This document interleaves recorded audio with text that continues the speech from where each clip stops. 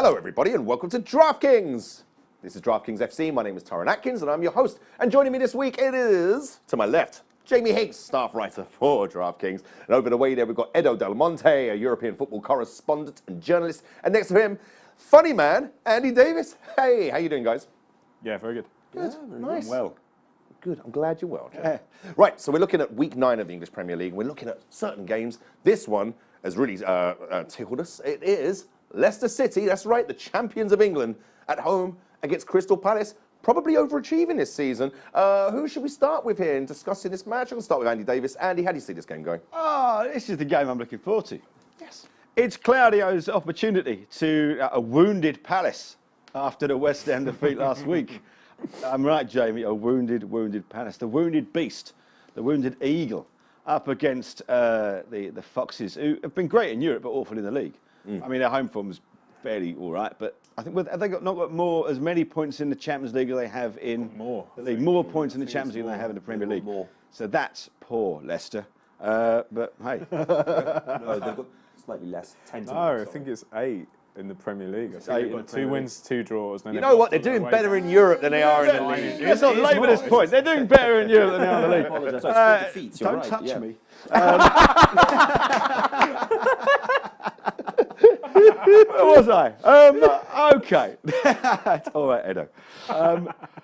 Yes, so what we're talking about, Leicester Crystal Palace. So, yeah, look, it's Claudio's... It's all right, it's fine. It's Claudio's opportunity to put the league right, because they've got to start taking the league seriously now, because they're plummeting down. There have been signs in Europe that they're still a good team, but in the league, their defence has been terrible. Clean sheets in every European game, but they can't keep clean sheets in the league. Mahrez is great in Europe, but he's terrible in the league. I saw another statistic that Mahrez hadn't found Vardy with a pass in something like 3 games, when he was finding Vardy with a pass 3 or 4 times a game last season. Yeah. So they have got incredibly disjointed in the Premier League. So this is a big opportunity for Palace to come back at Leicester, but it is away from home. It is at Leicester, and I got this down as a draw. Draw? Got this down as a draw. I think there'll be goals in this, 1-1, 2-1, but a draw all the same. Palace, I think that West Ham game was a blip. I think they can come back from that. If they don't, then you're going on another Pardew run, aren't you? Which no one wants to see. Already? Well, he works in streaks. It's consecutive games. You don't want a Pardew defeat this early in the season, because if you do, you're going down, son. Well, that's Andy, everybody. Let's jump over to the man who dare not touch Andy again. Edo, how do you see this game going? Or ever go to a parents' meeting at school again. Too far. Oh, I get it. Right, okay. No, sorry, I was confused there. Terrible joke. It's a terrible joke. Okay. Edo. Come on. So, right, so we were talking about Crystal Palace and saying that, look, they can get on these Pardew streaks, but they can also just pull off the most sort of unexpected results. I remember when he was at West Ham, he would just do things that you were like, what? They would lose against the worst and then somehow beat the best. So this could, obviously... Kind of what he does at every club. Every club. No, at Southampton, at Charlton, it was... Newcastle. Oh my God, Newcastle was like, oh. At least at Charlton, he is like, well, this club's already going down. But anyway, the point is, Leicester City aren't even very good at the moment. They've already conceded 14 goals this season. I mean, Robert Hooper's been carded 4 times in 8 games. Fuchs's tackling numbers, his interception numbers have just dropped dramatically. I was reading an article about it on Who Scored, and it was just incredible. Like, nobody seems to be the player they were last season.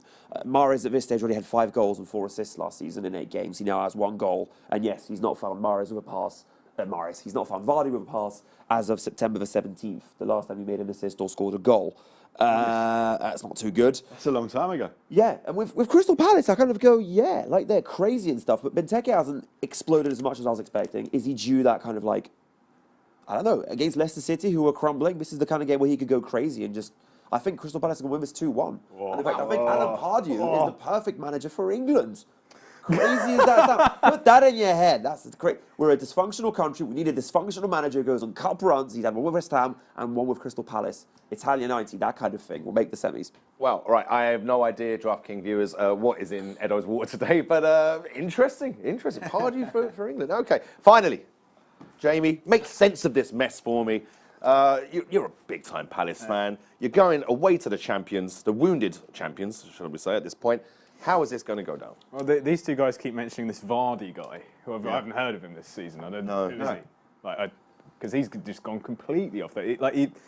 To have one of them go off the boil would be enough, but both of them. You know what? All I keep hearing about Jamie Vardy at the moment is his recently released autobiography and him going around bothering people like Vinnie Jones to appear in his movie. Yeah. It's true. Yeah, they've approached Vinnie Jones about playing Nigel Pearson. It's true story, and there is a passing resemblance. But really, he should be concentrating on being a Premiership striker and scoring goals. I disagree. If you're casting Vinnie Jones as Nigel Pearson, he needs to be concentrating on the movie. It's not the Premier League. This is much better. Well, yeah, it's more fun for us, obviously, but it's no good if you're trying to better. defend the Premier League title and you're making an advance in Europe. Sorry, you're right, Vardy. They need those two to play to function basically because they didn't really score that many goals outside them two last season. I mean, they scored a few, but like Mahrez was 17 goals, 11 assists, which for a midfielder is crazy numbers. And Vardy was like 24 goals. So outside that, there wasn't a huge. There was obviously a lot, but Kante's gone as well. You've got Drinkwater doing the job of two players and only getting paid for the role of one, which is very relevant with this country sliding into recession.